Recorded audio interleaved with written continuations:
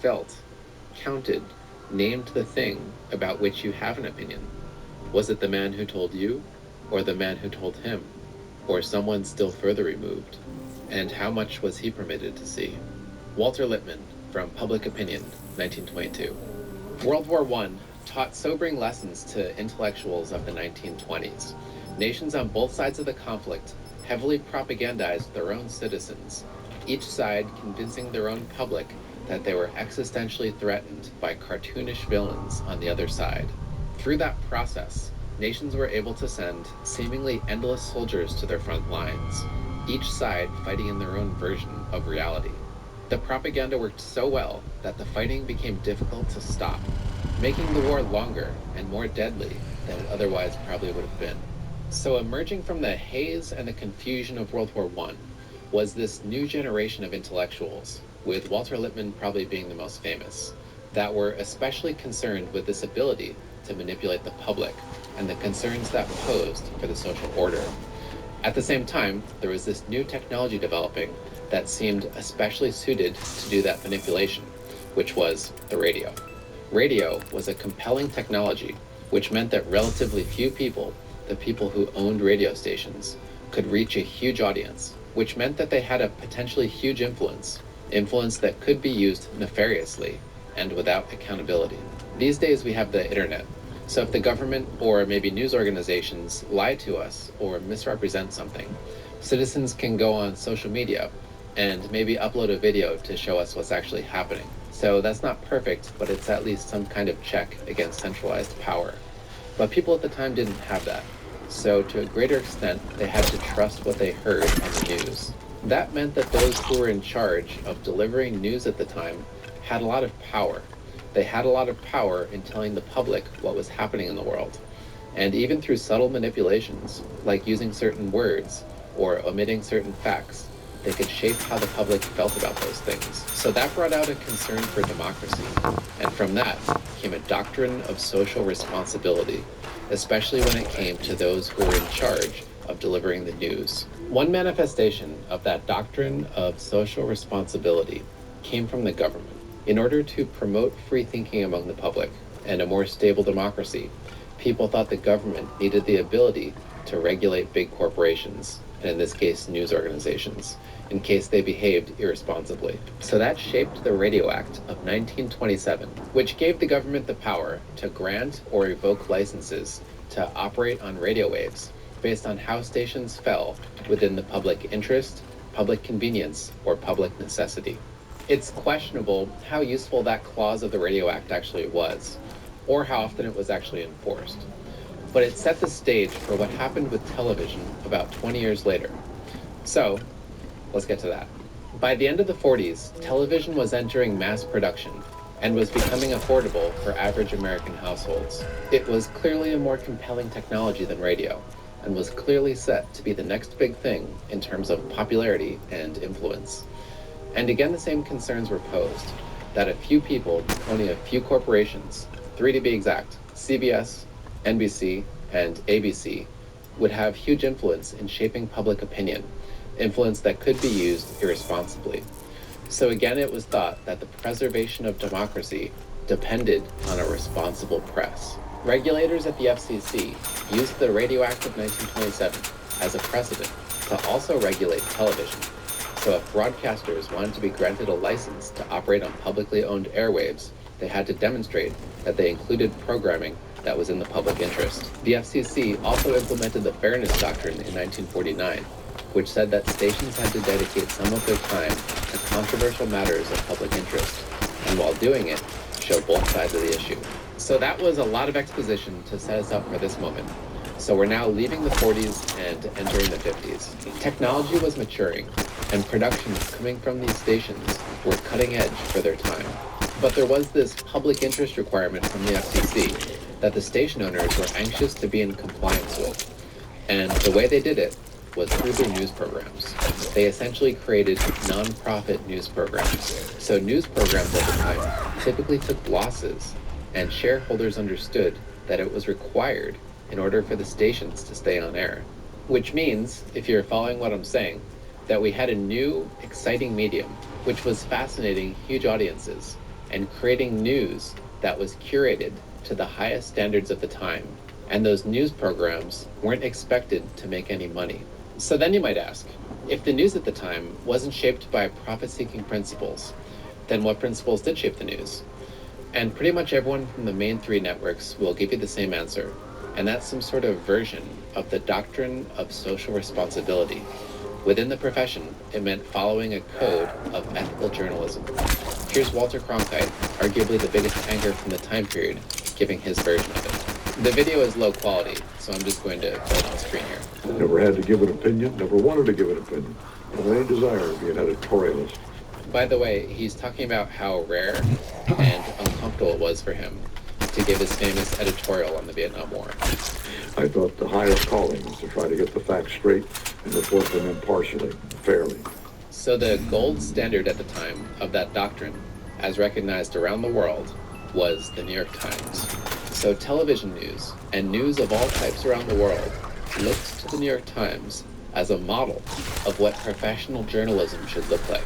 And the guiding word that the New York Times staff was practically obsessed with was objectivity. We'll get back to the New York Times in a bit. For now, I want to get back to television and show you guys some actual footage from television news at the time. So these are trying to be representative of average clips from the era, but within that, they're clips where you'd normally expect to find bias. This first clip is from 1968. It's the first clip I found where a commentator goes back and forth between describing opposing points of view. In this case, it was opposing points of view within the Republican Party at the RNC of 1968. One politician, John Lindsay, was trying to push the Republican Party towards the left, and another politician, Ronald Reagan, was trying to push the Republican Party towards the right. So this is how the commentator delivers that story. We had the division today very dramatically. Mayor Lindsay of New York thinks that society in general is responsible for the plight of the poor. Governor Reagan suggests that the individual himself is more responsible. Poverty is the chief cause of crime and violence, according to the mayor. The governor very much doubts that. Mr. Lindsay emphasizes social justice. The governor emphasizes social order. Mr. Lindsay is a dove on the war, but he does not advocate unilateral withdrawal from Vietnam. Governor Reagan is a hawk on the war, but he does not say exactly how we should hit the enemy harder. Notice that he doesn't use words that are emotionally loaded. He describes in simple terms the positions of each side, and even highlights a potential flaw on each side. He says that one candidate is a dove, but doesn't actually advocate for withdrawal, and the other candidate is a hawk, but doesn't articulate how their policy would be different from what they're already doing. So he's giving the audience the information they need to think for themselves about this story, and he's doing it in a way where that can actually plausibly happen. I'm going to play a clip now from the beginning of the TV news era, from 1950. This is the anchor talking about various bills and their likelihood to pass in Congress. Again, listen to the choice of words and to the tone of his voice, and try to figure out what the anchor's opinion is. Here are some of the main proposals. Proposals to balance the budget by increasing taxes.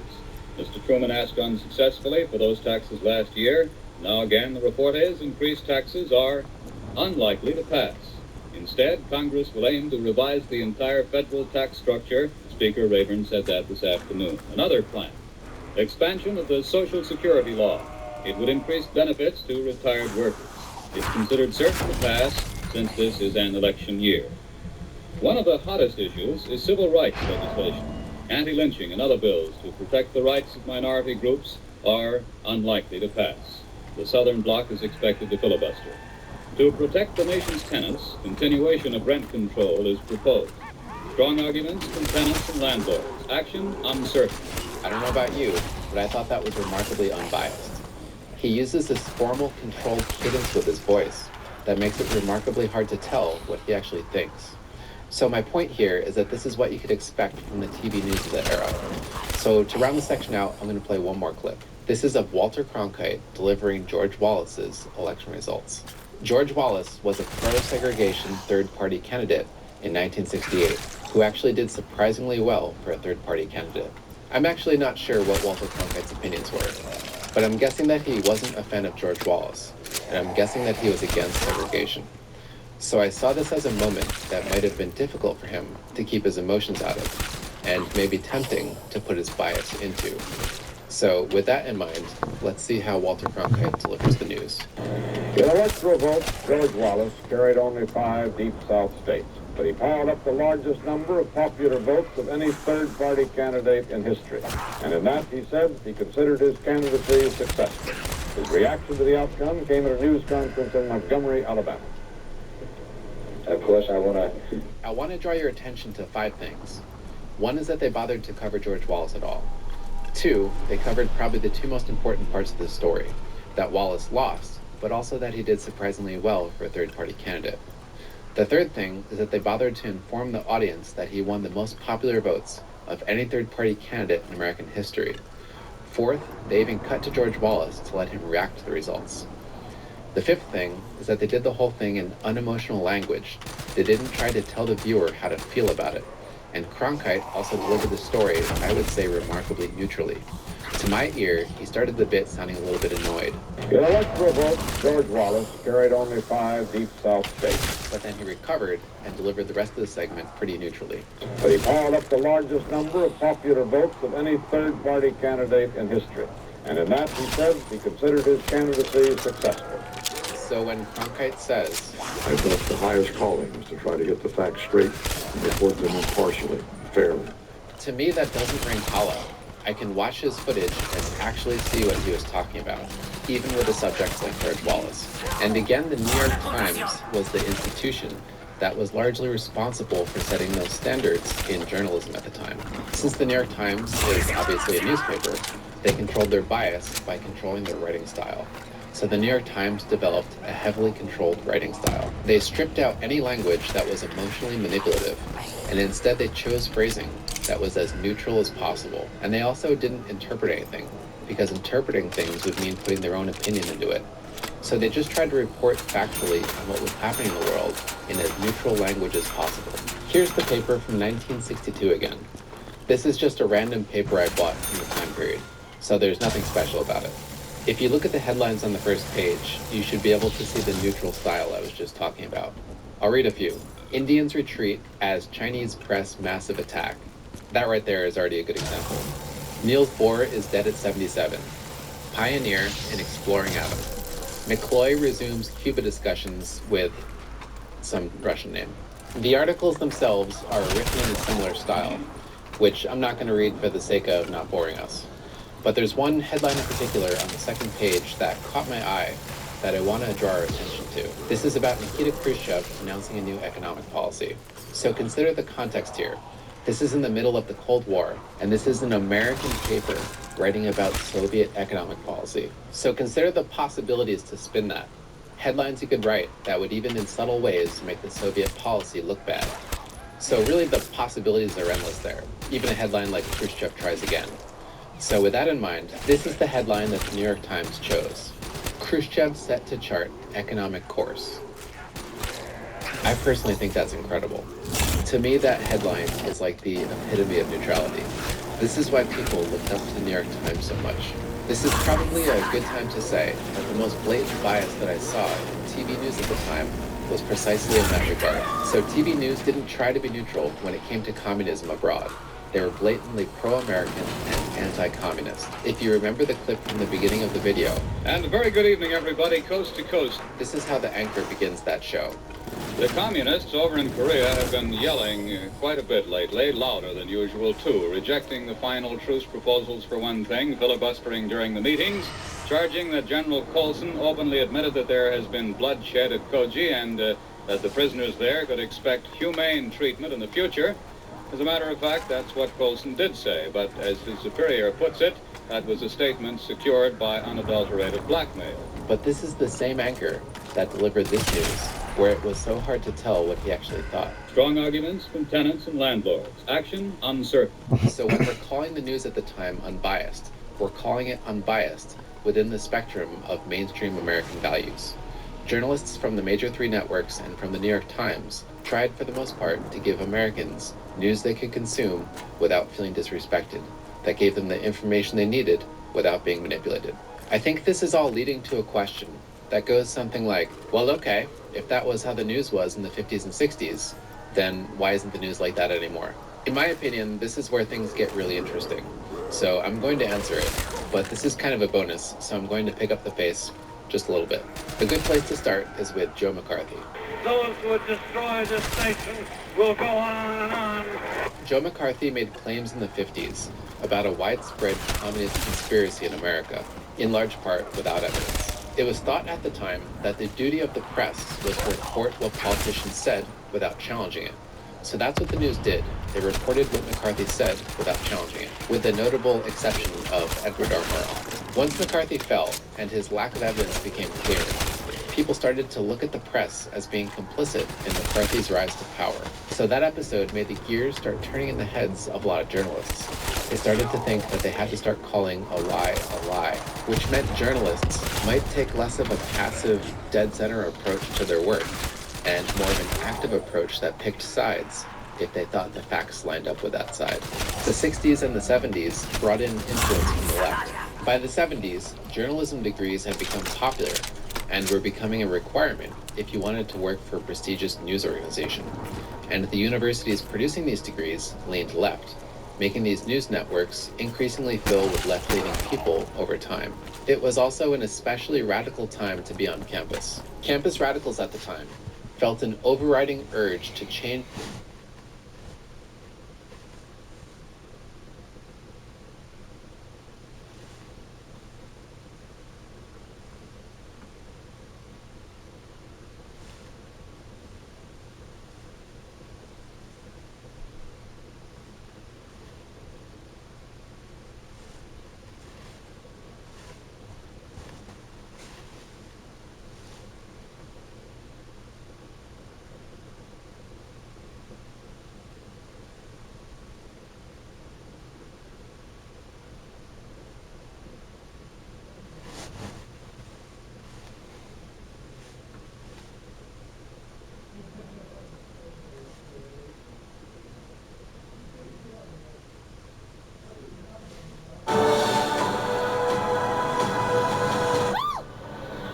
You're green.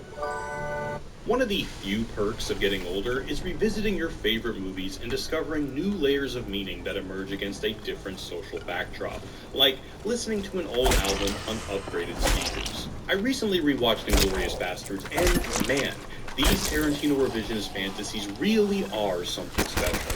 Cinema has always been a powerful tool in framing our collective understanding of history and, in turn, our national moral identity. I mean, there's a reason your substitute teacher would wheel up that dusty VHS player and pop in Mr. Smith Goes to Washington. But few filmmakers offer such provocative and insightful portrayals of historical evil as Tarantino. What's so fascinating is, when you consider Inglourious Basterds versus Django Unchained, they're actually moral mirror images of each other. In Django, the refined European intellect of Schultz exposes the boorish ignorance of slaver Calvin Candie, whereas in Inglourious Basterds, the ruggedly unsophisticated Aldo Raine triumphs over the cunning European intellect of Hans Landa. In essence, the films flip the dynamic. In one case, intellect provides the moral clarity to condemn horrific evil. In the other, intellect provides the cunning to perpetuate horrific evil. So what does it say about American cultural identity if we chastise our lack of cultural refinement in one era and celebrate it in another? Arrivederci. Well, in order to flesh this out, we're going to have to dive deep into Inglourious Basterds and also get a little help from this film. I go to America! Let's dive in. But first, a quick recap. In German-occupied France, SS Colonel Hans Landa interrogates a French dairy farmer in search of a Jewish family hiding beneath his floorboards. He executes all but the daughter Shoshana, who flees to Paris, where she assumes a new identity as the owner of a cinema. Meanwhile, Lieutenant Aldo Raine assembles a group of Jewish-American guerrilla fighters to hunt down German soldiers and spread fear among their ranks. Back in Paris, a famous German war hero, smitten by Shoshana, arranges for his propaganda film to premiere at her theater, giving her a prime opportunity to exact revenge on the regime, as several high-ranking officials, including the Führer himself, will be there. The Bastards also catch wind of the premiere and hatch their own plan to blow up the cinema. Along with actress-turned-spy Bridget von Hammersmark, they infiltrate the premiere poorly.